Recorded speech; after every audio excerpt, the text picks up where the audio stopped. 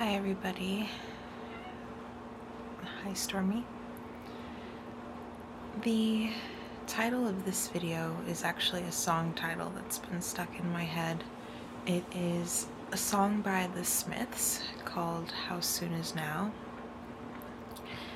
This song is amazing, and it always gets me thinking about the concept of time. And so I went to my notes app as per usual and started to write about what I think about time. So we're just going to read it off. You know how it goes. The structure of time is collapsible. At any one moment, you can access a multitude of human data, information from different points of time. Human data is shared knowledge, stored wisdom, collective memory. The origin of such information is our Creator, God. We are able to understand and innately comprehend ancient wisdom. We are able to conjure any emotion at any given moment. There is a Peter McWilliams quote that says, "Emotion is energy in motion." I'm sure you've heard that before. How can this be possible if not for the ability to transcend what we understand as time? So, how is it possible that we can feel, for instance, the way that we felt when we were, 12 years old, giving our first presentation in class? How can we still feel that emotion of, sorry, just heard a noise. I think it's just the wind. I'm laying on my floor because my back needs it and needed it. It's starting to feel better already. I'm just looking up at my window.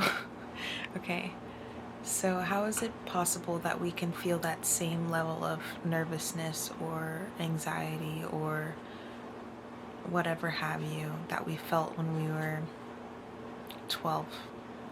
Or how can we still feel that sense of deep loss that we felt when we lost a loved one however long ago?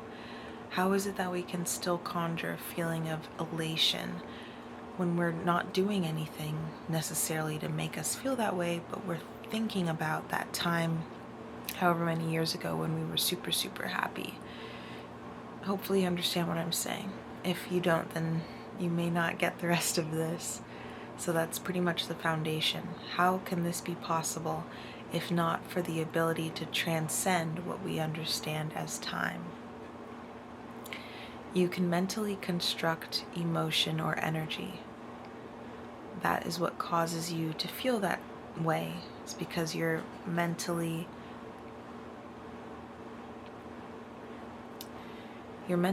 constructing the environment in which for you to feel that way, right?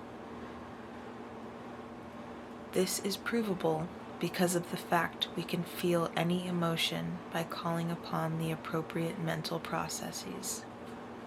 An emotion is a chemical wave that peaks and dissipates within 90 seconds. This is like to describe raw, new emotion, essentially something that you, in your experience, have not felt before, like when you first experienced a major loss, or when you first experienced a deep sense of pride for a really big accomplishment. So that raw new emotion technically only exists as a surge, as a wave, and it dissipates within 90 seconds.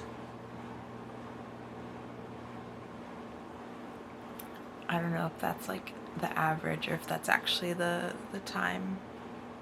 I did some research on this and that's what I found. But anyways,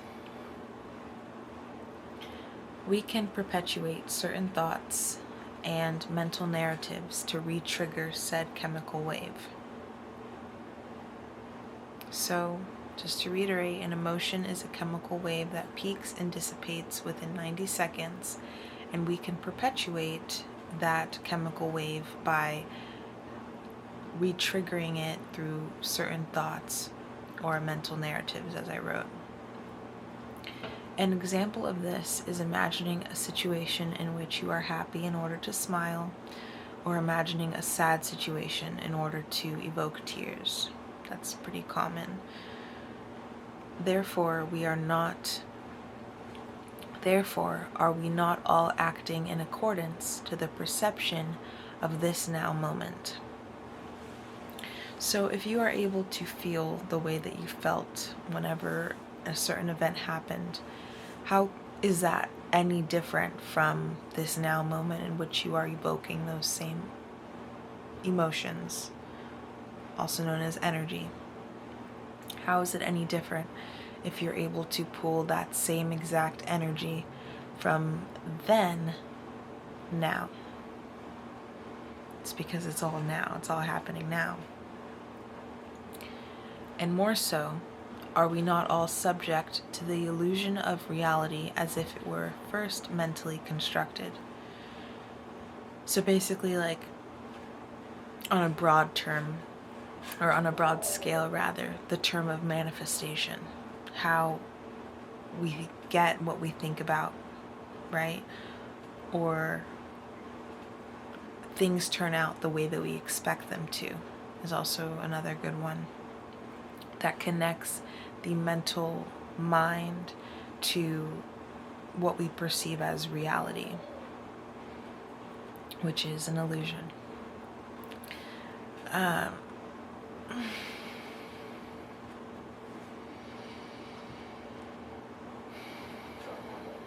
Everything we experience is because of current states of mind.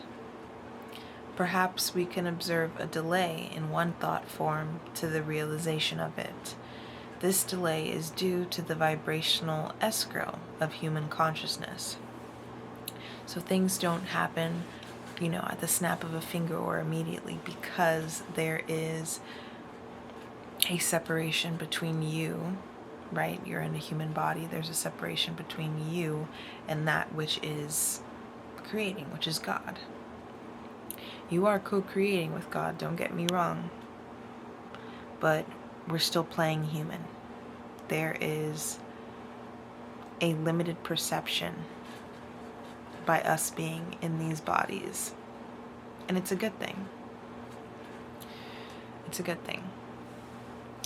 This delay is due to the vibrational escrow of human consciousness. As humans, we have been given a limited scope of access to what you can call the universal timeline.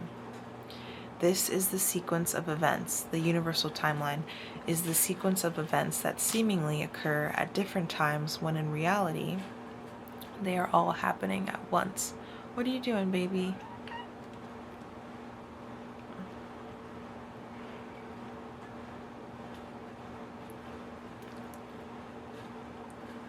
The universal timeline is the sequence of events that seemingly occur at different times when in reality they are happening all at once.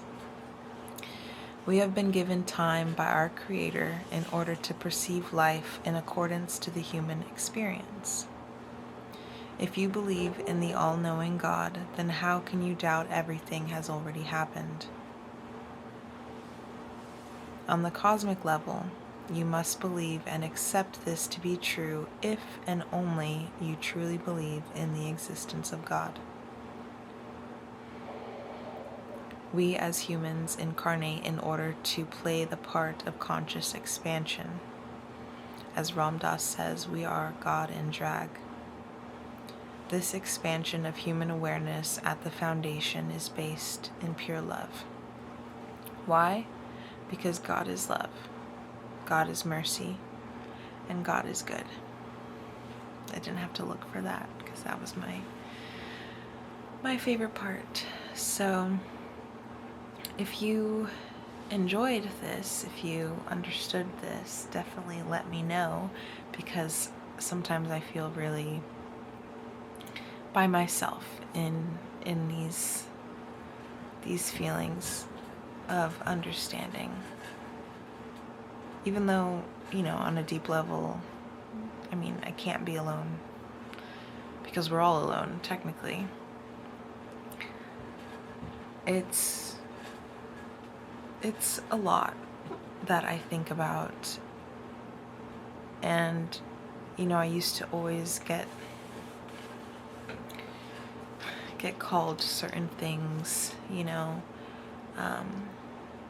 because I had these feelings about the world, about the universe. Okay, Stormy, that was unnecessary. Or was it? I just feel like that's a sign I'm rambling. But I hope you enjoyed this video. The title is going to be How Soon Is Now, so listen to that song if you haven't, or re-listen to it. It's beautiful. Such is life. I love you. Bye.